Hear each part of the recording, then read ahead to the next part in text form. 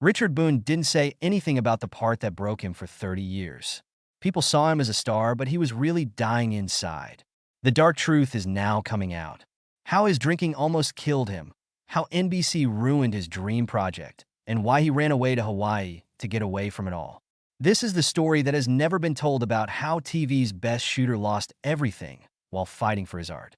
Richard Boone was born in Los Angeles, California, on June 18, 1917. Kirk Boone, his father, was a wealthy business lawyer. He had a singing mother named Cecile Lillian Beckerman, who was Jewish and from Russia. Rich as the Boone family was, their home was shaped by more than just that. The ancestors of Daniel Boone's father, Squire Boone, were also Americans. Squire Boone was Daniel Boone's younger brother. His mom's past brought a different culture to the family, making it a place where history and art mixed.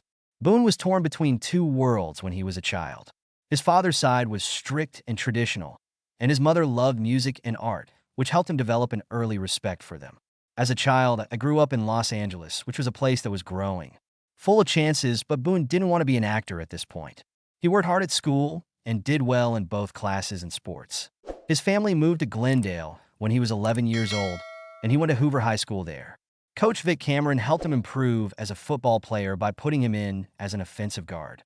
It was a tough sport that needed strategy. These were traits that Boone kept his whole life. He was interested in many things, not just sports.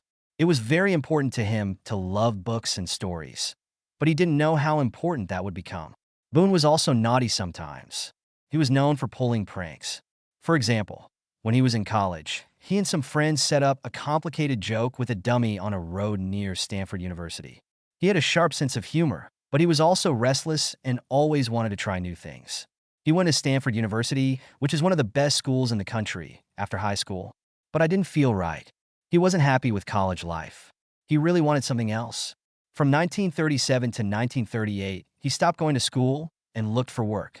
As an oil worker, he had to do a lot of hard work that made him tough. He painted and wrote some things.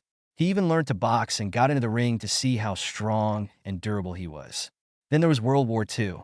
Boone joined the U.S. Navy in 1941. He was in charge of flight rules and was the tail gunner on TBM Avenger torpedo bombers. He had to fire at enemy planes from the back of the plane while flying through battle zones, which was a dangerous part of his job. He served on 3 different ships in the Pacific Theater for 4 years. The war made him strong, changing the way he saw life in ways that not many people could understand. He was done with the war, but he didn't know what would happen next. He had to start over, just like a lot of soldiers do.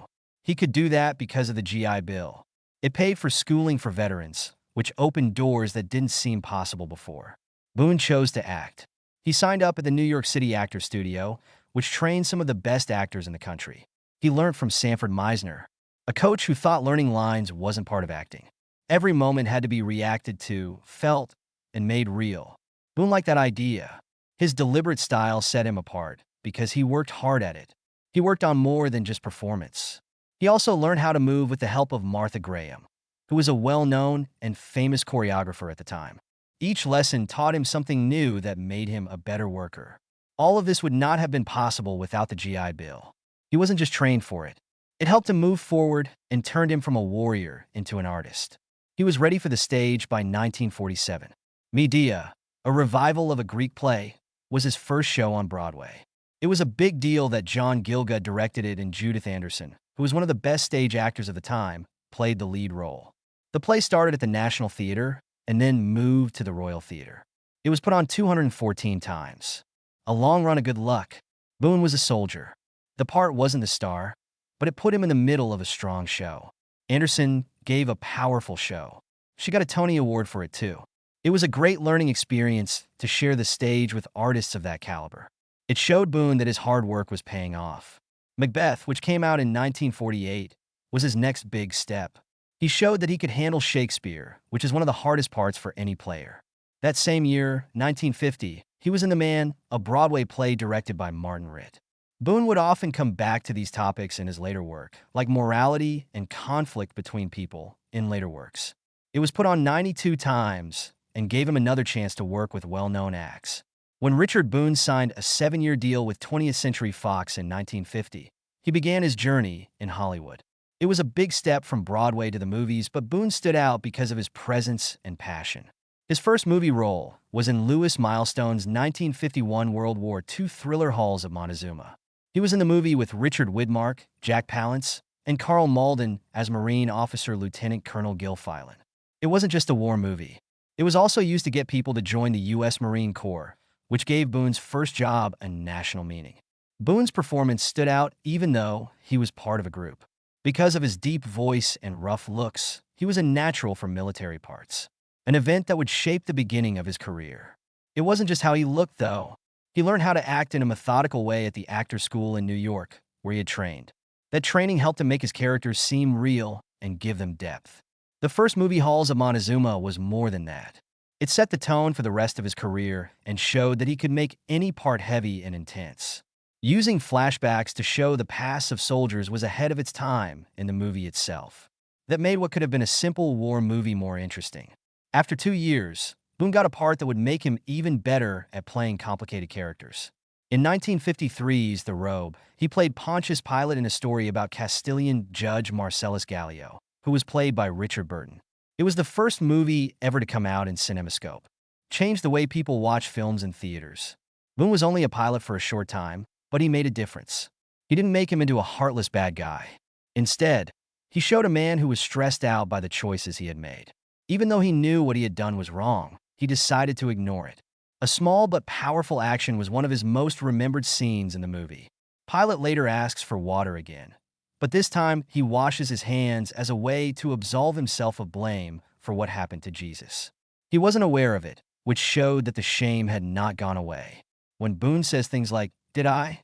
"So I did," Pilate said, adding to his cold and heavy mood. The movie made more than $17 million and showed that Hollywood could handle great stories from the Bible. It was another step in Boone's success as he made it. There was more to him than just playing a role. Not even a short part could be forgotten when he played it. During the same year, Boone played a very different part in Vicky, 1953, a scary and dark film noir. He played Lieutenant Ed Cornell, a police officer who was looking into the death of Vicky Lynn, a rising model. But Cornell wasn't like most detectives. It was an obsession. Boone was both scary and interesting to watch as he performed. He wasn't just getting rid of a case. He was deeply interested in Vicky, which made the story read more like a psychological thriller than a murder mystery. As the movie goes on, Cornell's fascination becomes clear. He constantly beats suspects while questioning them. It bothers them that he shows up at their houses without being asked. That being said, the scariest part is when his flat is shown.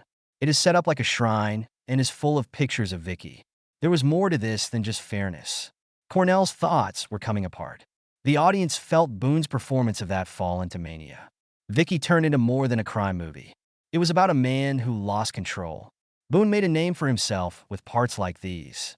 He never played simple good guys or bad guys. He played guys who had a lot on their shoulders, had to make hard decisions, and often had moral problems. His deep voice and moody presence made him stand out, but what really made him memorable was how he could make every character more complicated.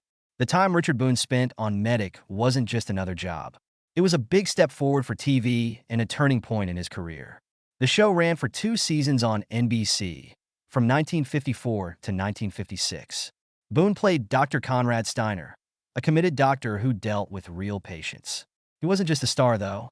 He also told the story of the show and started each episode with a serious and thoughtful tone. This wasn't the kind of medical show that hid the truth. It was honest, raw, and way ahead of its time. Medic stood out because it was based on real events. The team didn't film on simple sets. Instead, they did scenes at Los Angeles County Hospital. Behind the scenes, real doctors worked to make sure the medical information was correct. Mental sickness, autism, infertility, and even the terrifying effects of atomic bomb attacks were some of the topics that the show talked about that weren't often talked about on TV. In the episode Flash of Darkness, doctors were seen helping people who had been hurt by an atomic bomb. This showed how scared people were during the Cold War. In his role as Dr. Steiner, Boone added to the show's credibility. He played the part with quiet power, making the audience believe in both his medical skills and his kindness. The first show, White is the Color, was a heartbreaking story about a pregnant woman who was told she had leukemia that would kill her. At the time, it was a risky thing to do on TV, but it showed that Medic wasn't afraid to show how hard life and death can be. Even though critics gave Medic good reviews, it had a hard time competing with I Love Lucy, which ran at the same time. The show never had a big following, but it had a huge impact on medical dramas that came after it. After many years, shows like ER and Grey's Anatomy would follow in Medic's footsteps and bring true medical stories to a wider audience. Because of Boone's work on the show, people saw that TV could be serious, smart, and make you think. Boone had a difficult relationship with TV, though.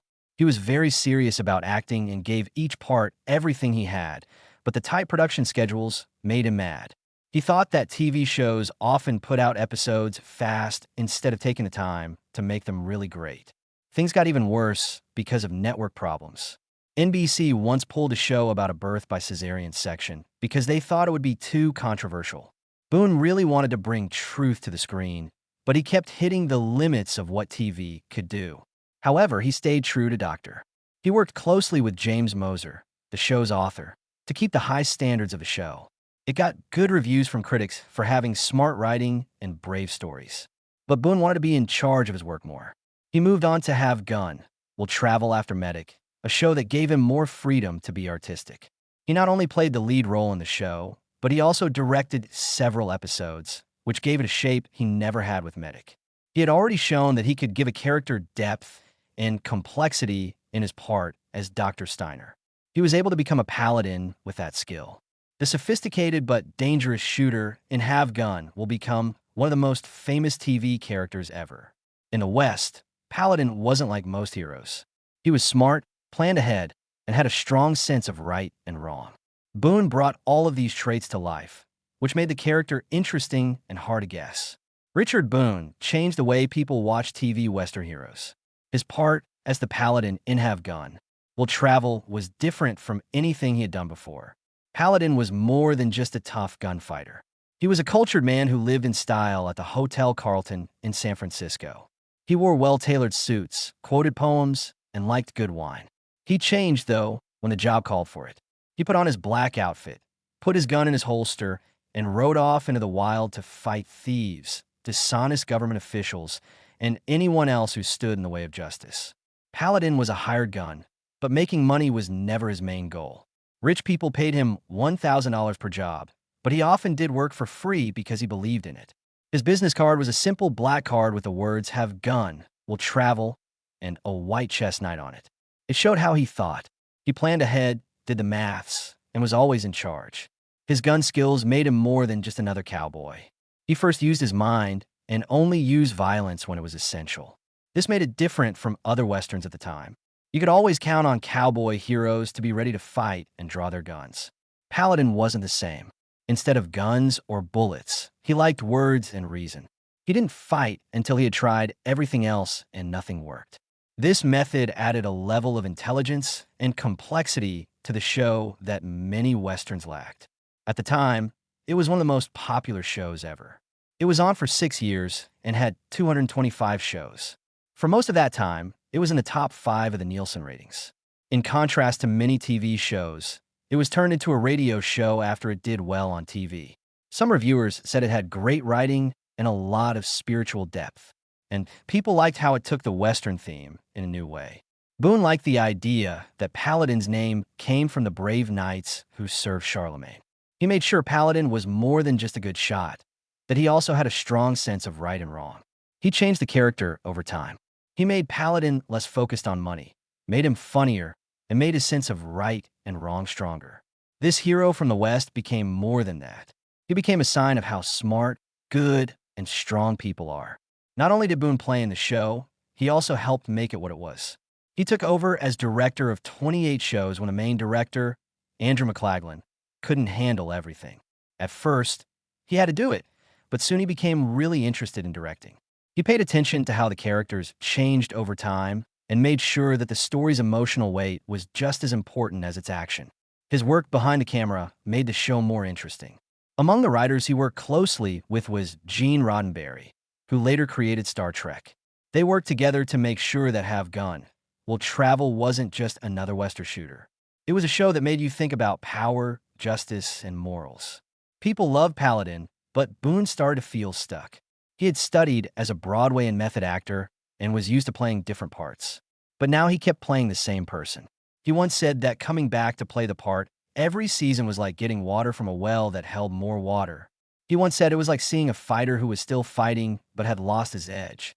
Boone liked the show, but he was ready for something new. He was always antsy, but it never got in the way of his work. He did his best in every show, and his fans never saw him mad. After the end of Have Gun Will Travel in 1963, he was ready to move on. Another thing he did was an anthology show called The Richard Boone Show. Each week, he played a new part. Being able to be artistic again was very important to him. Boone looked for other ways to be creative while filming Have Gun Will Travel. He was in charge of several shows, working with well-known directors like Andrew V. McLaglen. He said that being a director took a lot of imagination and kept him interested when playing Paladin got boring. He also went back to the theater. In 1959, he played Abraham Lincoln in the play The Rivalry, which was based on the famous arguments between Lincoln and Douglas. He told them he was afraid because he hadn't been on stage in years. The play did run for 81 performances, though, and it helped him get back into the thrill of live acting. Richard Boone was always quick to say what he thought. He said that most TV shows were a waste of time in an interview in 1960. He thought that making money was more important to the industry than sharing good stories. Every season, makers used old ideas again and again instead of coming up with something new. Boone thought that TV was stuck in a rut, repeated itself over and over while quality slowly went away. That wasn't all he was saying. He fought so that Have Gun Will Travel would be different from other Westerns. He pushed for more complex characters and better writing because he didn't want the show to become just another formulaic production. But he kept seeing the same problem everywhere, no matter how hard he worked. A lot of people in the business were okay with making boring content as long as it brought in cash. Boone knew bad things were coming. He said that viewers would lose interest in TV if it kept going in this direction. He said that something similar had happened to Hollywood before, when people stopped going to films that were too obvious in the late 1950s. It turned out that he was right. By the 1970s, new types of entertainment were giving TV more and more competition. He had even more problems with Hollywood. He thought the system saw players as nothing more than things that could be used. The people who ran the studio didn't care about talent or the integrity of the work. What sold was all that mattered to them. Lots of people knew Boone, but he often felt like he was just another name on a contract. He also hated the way things were done behind the scenes. It drove him crazy that some artists cared more about their dressing rooms and other perks than their roles. He thought that finding great parts, not getting bigger trailers, should be the real competition. This idea shaped The Richard Boone Show, where he let players choose from different characters instead of being stuck in the same ones. Richard Boone played Paladin on Have Gun Will Travel for many years. The part made him famous, but it also held him back. His desire was for something fresh and new. He made The Richard Boone Show in 1963, a collection of short stories in which a small group of actors took on different parts every week. It was kind of like a theater group for TV, a risky attempt at a time when networks liked stories with well-known characters. Boone had a great plan for the show, but issues showed up right away. Clifford Odets, who was in charge of editing the first stories, died just as the show began. His replacement had a hard time staying as creative. NBC's leaders were also not happy. They wanted more action and thrills, something that would get a lot of people to watch. Boone wouldn't change the direction of the show.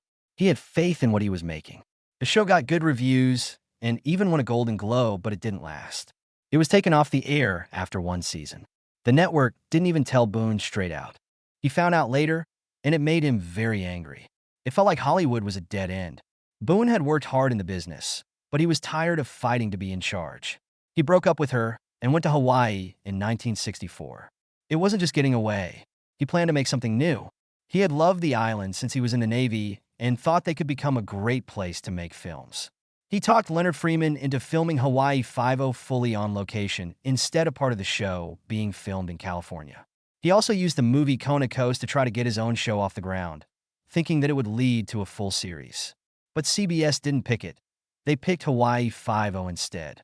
While he lived in Hawaii, Boone still worked as an actor, but it never got as big as it was before. In 1964, he played a vengeful Confederate soldier in the movie Rio Conchos. A great show was put on. The movie wasn't great, though. After 3 years, he played one of his best bad guys, Cicero Grimes, in Ombre. He faced off against Paul Newman in a tense and exciting Western that reviewers adored. But the style was going away by that time.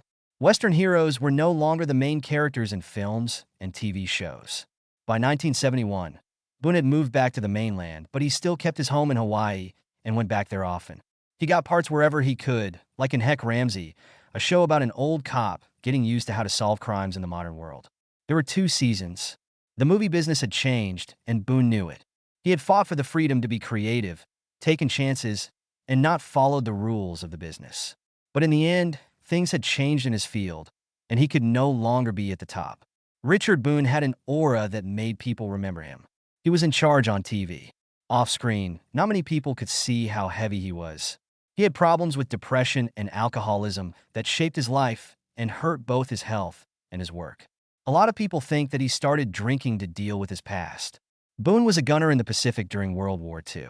The job left him with scars that he never fully got rid of. Over time, drinking turned into a way for him to block out those memories. What started out as a simple habit became something much tougher to handle. When the 1970s came around, Boone's drinking got too bad. It wasn't just making his personal life worse. It was getting in the way of his work. In 1976, when they were making God's Gun, he left the set before recording his lines. Someone else had to be hired by the company to dub his voice. He had a harder time getting work because of things like this. But he had problems with more than just drinking. In the same way, Boone had lost faith in Hollywood. He had worked in the field for years, but he often felt like no one paid attention to him. In 1964, when The Richard Boone Show was canceled, things changed. He put everything he had into that project because he thought it would be great. He lost a lot of faith in the business when it was over.